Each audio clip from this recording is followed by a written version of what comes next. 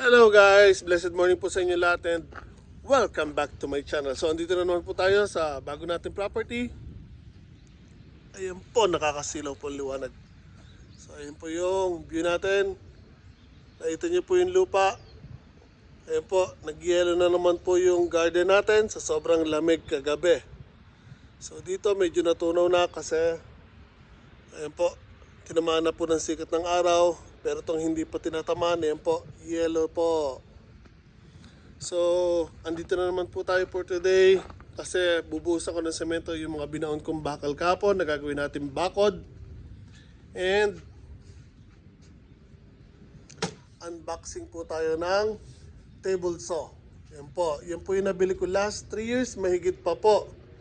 Binili ko to dahil doon gagamitin ko sa bahay ko. Dahil nire-renovate ko po yung paunti-unti and kailangan ko ng table saw para gagamitin pangkat ng mga kahoy sa flooring, sidings, kisame. So lahat po ng ikakat natin na kahoy, mas mapapadali po sana kung ito ang gagamitin natin. Kaya nga lang po, sa sobrang busy natin, napatigil lahat ng renovation ko doon sa bahay and hindi po to nabuksan. So, dahil kahapon, dami ko nakuha na kahoy or biniling kahoy, gagamitin natin dito sa bakod. So, mas mapapadali kung ito ang gagamitin ko kasi meron tayong mga kahoy na kailangan natin ikat.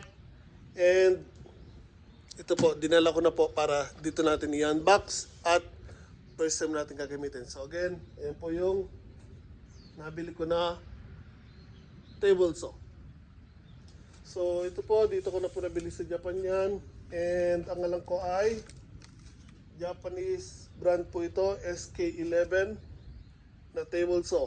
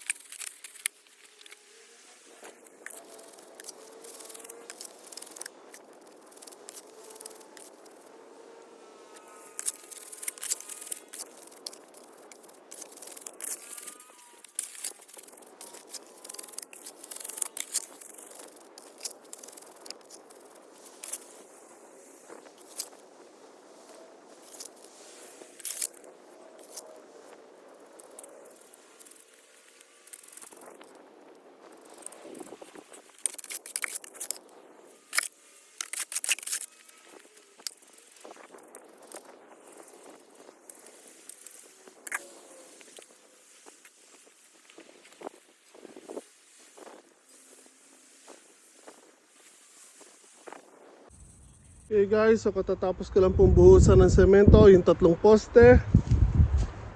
Ayan po yung una, yung pangalawa at yung pangatlo. So now, antayin ko lang na tumigas yung semento bago natin lagyan niya ng bakal pahalang. So 2, tapos lalagyan na po natin ng kahoy. So ang gagawin ko now, dati kasi again, ang bala ko puro kahoy. Ang gagawin kong fence palibot ng property. Kaso nung nagpunta ako ng Makalawa doon sa bilihan ng kahoy, sobrang mahal. Yes, meron ako mga nakuwang kahoy doon or nabili sa Kaitaya, pero kukulangin po yun kung papalibutan ko buong property. So ang gagawin ko, mula dito sa simentong bakal na yan, or sa pader, sa simentong pader, hanggang dito, pati yung papunta dito, yung PL niya, gagawin ko kahoy.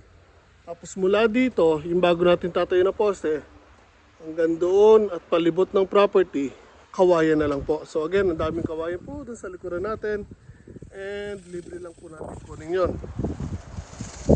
So again, kahoy lang ang gagawin kong pambako dito. Then all throughout the property, kawayan na po gagamitin natin para makatipid po. So yun, nandiyan na kahoy na nabili ko sa Kaitaya. Sobra pa po yun para dito. Pero kukulangin siya kung papalibutan ko ang property. Kaya now, again, kahoy dito lang sa harapan. Then, kawayan sa buong property. So again, habang inaantay natin na matuyo yan at tumigas yung semento. So, titingnan kong bunutin muna yung PVC pipe doon na nasa gitna ng palayan. Then after natin matanggal yon, yung paligid naman doon ng irrigation ang lilinisin natin kasi medyo madumi, masukal at mayroong mga lupa na tumatapon na doon sa irrigation. So doon muna ako guys. So guys, so kahapon po actually hindi ko na nakuha na ng video itong mga pipe na ito nang binaon ko at nilagyan ko ng semento. Kasi inabot na po ako ng dilim, hindi ko na po nakuha na ng video. So yung pinakita ko kahapon ng umaga, hanggang 3 poste lang po na itayo ko, which is ayan sa may harapan.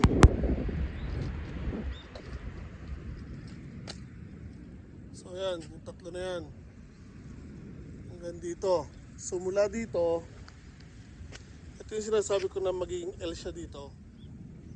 So mula dito hanggang dun sa dulo doon, kahapon po hanggang alas 5 nilagay ko po yan. And yung PVC pipe din doon sa gitna ng dating palayan, naalis ko na rin po, nahakot ko na rin kagabi. Hindi ko na rin nakuha na ng video kasi nga madilim na po. So yan, nandito na naman tayo today after work. So today lalagyan ko ng bakal na pahalang naman dyan. Titingnan natin kung hanggang saan naabot yung mga bakal natin dahil konti pa lang po yung pipe natin dyan.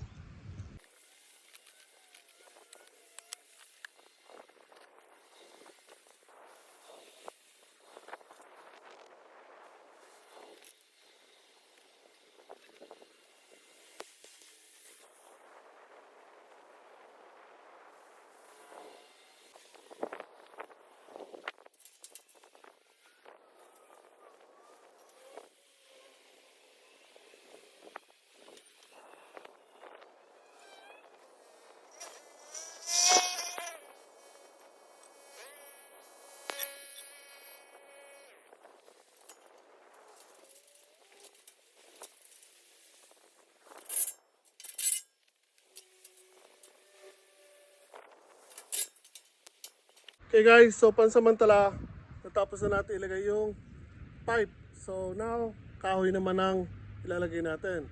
Pero before natin ilagay yung kahoy doon na nakatayo, kailangan muna natin maglagay ng kahoy na nakadapa dyan, kasama doon sa pipe na nakadapa. So now, magkakat lang ako ng gagamitin na kahoy, tapos susunod natin yung patayo na. Pasensya na nga pala kanina, nakalimutan kong iyon yung camera, kaya ayan, nakapagkabit po ako ng pipe ng hindi kasama sa video. So yan po again, ginawa na po nating tatlo instead na dalawa lang para mas matibay po ang bakod natin. So again, magkakat muna ako ng kahoy.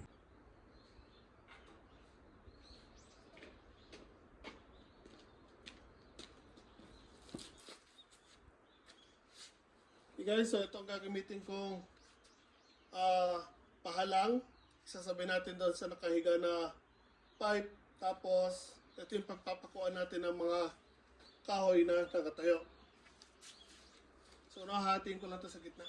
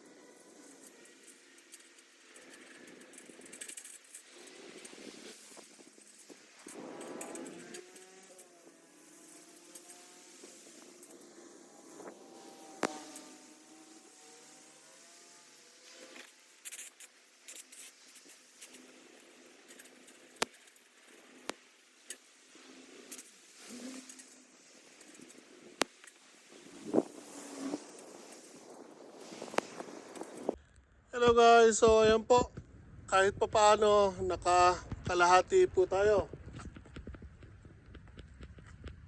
So ayan, so mula dito hanggang dito na lang po. So mag-alas 5 na, so titigil na muna ako kasi bawal po actually dito mag-ingay pa after ng alas 5. Pwede po tayong ireklamo. So pansamantala hanggang dito na lang po muna tayo. And pag maga ko nakauwi bukas, baka magpuputol ako hanggang 5. Tapos gagawin ko to, ipagpapatuloy ko siguro mga Martes. So titingnan natin, if ever na hindi man ako makauwi na maga, next week na lang ulit ng Sunday kasi may pasok ako hanggang Sabado. So again guys, ayun na po ang nagawa natin for today. So bukod dito, again, yung lupa doon, napantay ko na or natabunan ko na yung ginawa kong hukay. So, kung nakita nyo kanina, ginamit natin yung table saw natin. Kaya medyo maraming oras ang nasayang natin kasi sa preparation pa lang, cutting ng kahoy. Kaya ayan. So, again, kahit paano, nakakalahati tayo. So, ito, later on, lalagyan ko pa ng una yung para sa anay, para hindi kainin ng anay. Pagkatapos noon, baka lalagyan ko siya ng barnes. So, uwi na muna ako guys. Susunod na lang ulit.